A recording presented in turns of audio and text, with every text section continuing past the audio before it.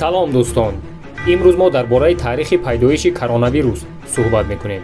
ҳоло шумо мефаҳмед ки якумин бор дар куҷо ва кадом сол коронавирусро ёфт кардаанд, ба кадом дараҷа ин вирус ба организми одам хатар дорад ва умуман корона яъне тоҷ ба ин вирус чӣ дахл дорад. бо диққат тамошо кунед, ба ҳамаи ин саволҳо ҷавоб мегиред. бисёриҳо фикр мекунанд ки коронавирус соли гузашта пайдо шудааст, лекин ин тавр нест. якумин бор дар одам коронавирусро соли 1965 ёфт кардаанд. ҳамон сол аниқ карданд ки коронавирус як вируси алоҳида нест, балки як оилаи коронавирусҳо вуҷуд дорад. вақте ки ин вирусро ба воситаи микроскоп нигоҳ мекунанд ва мебинанд ки дар қисми болоии ин вирус шохчаҳои майда-майдаи дароз ба мисли корона яъне тоҷ вуҷуд дорад. аз сабабе ки ин вирус ба корона бисёр монандӣ дошт, номашро коронавирус монданд.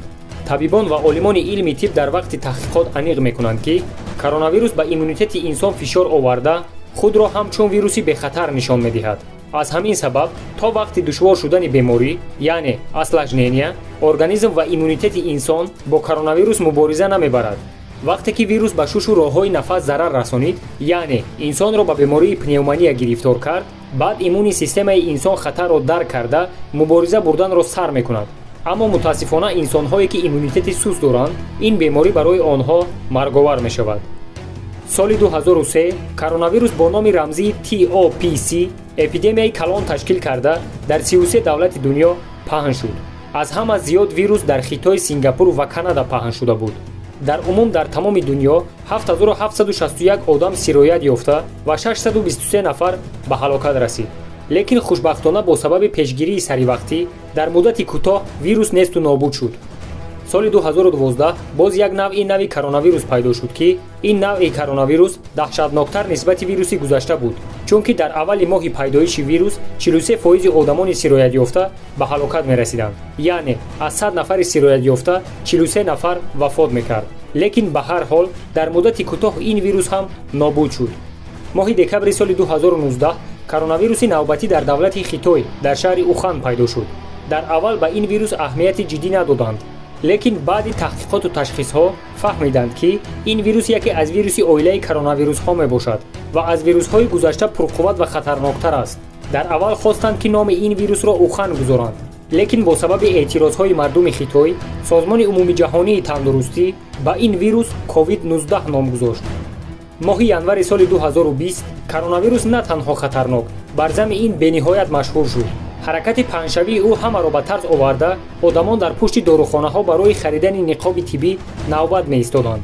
аммо ба ақидаи табибон, пӯшидани ниқоби тиббӣ одами солимро аз сироят ёфтан наҷот намедиҳад, чунки вирус на танҳо ба воситаи нафас, балки боз бо воситаи чашм метавонад дохили организми инсон шавад. шахсоне ки мехоҳанд худро аз вирус муҳофизат кунанд, бояд ки ҳам ниқоб ва ҳам айнакҳои махсус пӯшанд. хулоса пӯшидани ниқоби тиббӣ барои одамони сироятёфта муҳим аст, то ин ки дигаронро сироят накунанд. 17 феврали соли 2020 табибон эълон карданд ки дору бар зидди коронавирус ёфт карданд. аммо ин дору махсус барои коронавирус сохта нашуда буд. ин дору пештар барои табобати зукоми оддӣ истифода мебурданд. лекин баъди санҷиш аниқ карданд ки ин дору умуман ягон фоидае барои табобати коронавирус намерасонад. то имрӯз ба табибон муяссар нашудааст ки бар зидди коронавирус дору ихтироъ кунанд. айни ҳол беморони коронавирусро танҳо аз нишонаҳои беморӣ, яъне аз пневмония муолиҷа мекунанд. агар инсон иммунитети боқувват дошта бошад, имконияти шифо ёфтанаш зиёд аст. айни замон аз бемории COVID-19 2.3% сироятёфтагон ба ҳалокат расиданд. коронавирус аз ҳама хатари зиёд нисбати одамони солхӯрда дорад. то имрӯз ягон кӯдак то синни 9 сола аз коронавирус вафот накардааст. ҳалокшудагон аз синни 10 сола то 40 сола 0.2%-ро ташкил медиҳанд. 11 марти соли 2020 созмони умумии ҷаҳонии тандурустӣ коронавирусро ҳамчун пандемия эълон кард. ин маънои онро дорад ки коронавирус дар аксари давлатҳои рӯи дунё паҳн шудааст. аз ҳама вазъияти вазнин айни ҳол дар Амрико, Испания ва Италия мушоҳида мешавад. дар ҷумҳурии Хитой ҳолат хело хуб шуда истодааст, чунки дар 10 рӯзаи охир ягон ҳолати нави сироятшударо ба қайд нагирифтаанд. дар баъзе сомонаҳои иттилоотӣ хабар доданд ки олимони илми тиб дар Британия дору ба муқобили коронавирус ихтироъ карданд. лекин мутаассифона ин хабар нодуруст аст. дар ҳақиқат дору муқобили коронавирус олимони Хитой ихтироъ карданд. лекин айни ҳол ин доруро дар ҳайвонҳо санҷида истодаанд. баъди санҷиш агар табибон боварӣ ҳосил кунанд ки ин дору барои инсон безарар аст, баъдан ба фурӯш бароварда ба истифода медиҳанд. лекин то санҷишу баровардани дору на кам аз 1.5 сол вақт меравад. дӯстони азиз, худро ба воҳима напартоед.